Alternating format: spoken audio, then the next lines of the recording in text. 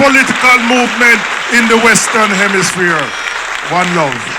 Comrade Chairman, Comrade Leader, Comrade General Secretary, your 3 members of Parliament who will walk up Duke Street with us. I greet you. I greet the sea of orange across St. Mary. In 2011, you delivered a victory for the People's National Party. And in 2025, I know you will deliver another victory for the People's National Party. Comrades, your government in waiting is committed to building an economy where every single one of you can participate.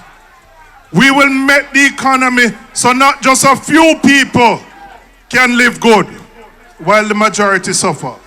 We are committed to an economy where every Jamaican, regardless of where you're from, regardless of where you started, we will give you the opportunity so that you can step up in our life and make it better for you and your families. So I'm going to talk to you about 5 E's. 5 E's. And I'm going to start with education. Because we recognize as a political movement that education is the vaccine against poverty.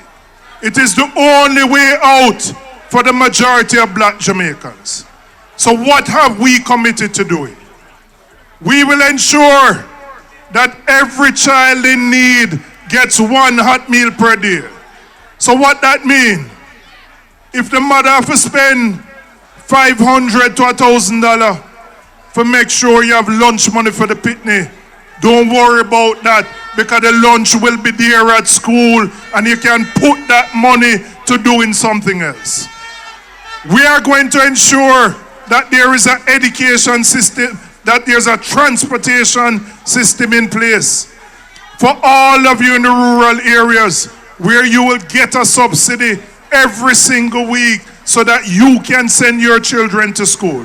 So if you don't have the lunch money and you don't have the bus fare, the People's National Party will take care of that, because we want to ensure that your child gets to school, gets to learn. And our commitment is to invest in early childhood and primary education, because too many of our children are leaving primary school and they can't read and write. And so we go and put the money in early childhood so that your children get a solid education, so when they leave primary school, they are literate and they are numerate. But we're going further. We are saying to you, if you are the first in your family that go through high school and you pass your CXC and you pass your CAPE and you get an opportunity to go to university, we going to ensure that we cover the full cost of your tertiary education if you are the first in your family. Because we know once one person in the family gets tertiary education, they will support and pull up everybody else so that family can lift themselves out of poverty. We are saying to the tertiary students who have to borrow money from the Student Loan Bureau that we will link your repayment to how much you earn. So if you get a job and it's not quite the job you want, but you have to take it anyway because you have to live and eat a food, we will ensure that your payment to the student loan is capped to what you earn, and you will never be classified as being delinquent. So we are committed as a party to ensuring that education is funded adequately so that every single Jamaican can get the best opportunity. The second E, we're going to bring down the cost of energy. Jamaica, when we left office in 2016, the cost of electricity was 23 cents per kilowatt hour. Right now it reads 40 cents per kilowatt hour. We're going to bring it back down, and we're going to do so by ensuring that we invest in renewable energy so that we use solar energy. We're going to deal with electricity theft. We're going to put microgrids in communities powered by solar so that we can ease the pressure on you, the consumer, and make Jamaica more competitive for businesses. Our third E is that we're going to run an efficient government.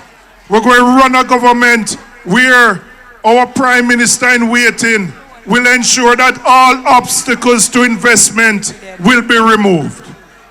Who's not going to hug up every single ministry under his portfolio and become a bottleneck.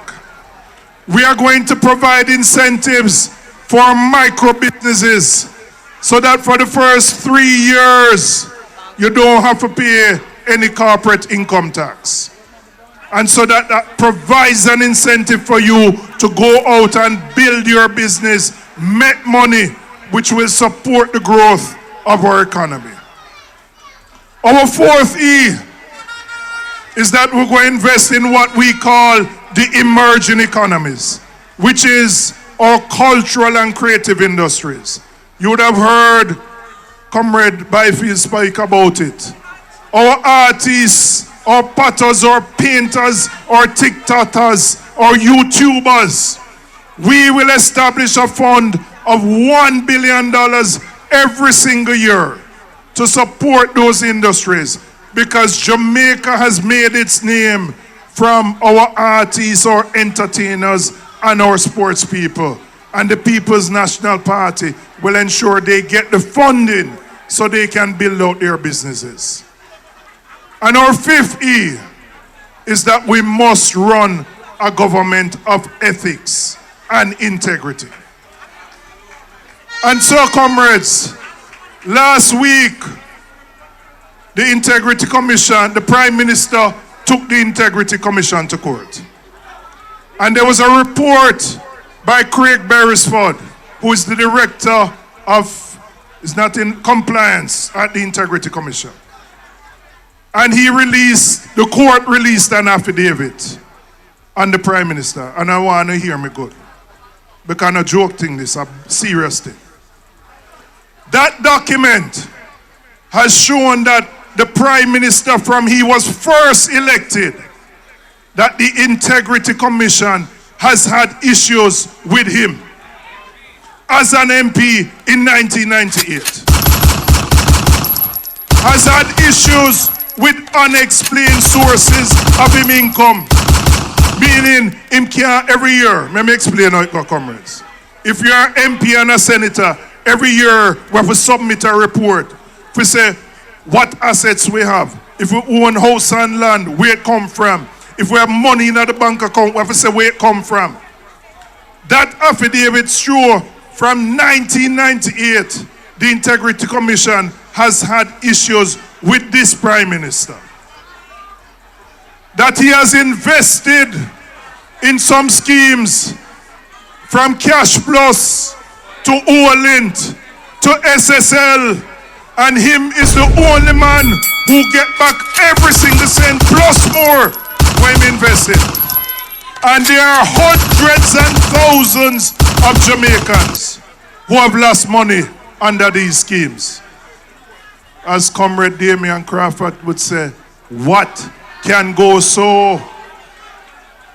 What can go so? And when they go further and they are probing his finances, they can't find the sources of his income.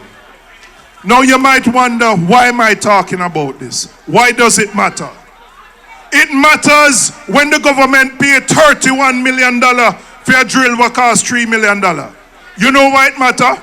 Because when you go to the hospital and you need to do an X-ray or an MRI, them send you to a private place and you have to pay $50,000 for it. It matters. Corruption matters. And by the way, the affidavit says there is some investor named Investor A in medical technologies. We want to know who is Investor A. Who is Investor A who is linked to Donovan Williams, the Member of Parliament for Central Kingston, who acts as the Secretary for 2 other companies that the Prime Minister is in. So I say to you and to every Jamaican, Jamaica deserves leadership of integrity. Jamaica deserves leadership with a leader with clean hands and a pure heart.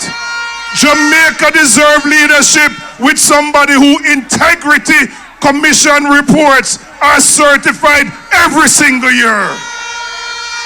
And Jamaica deserves leadership where your money will be spent to better your life and not go into the pocket of a handful of people. We have been choosing Jamaica for all of our lives. We are focused on ensuring that you have a better life.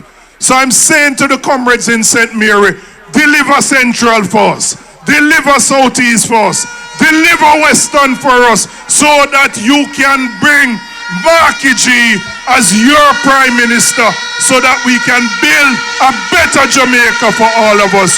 One love, comrades. One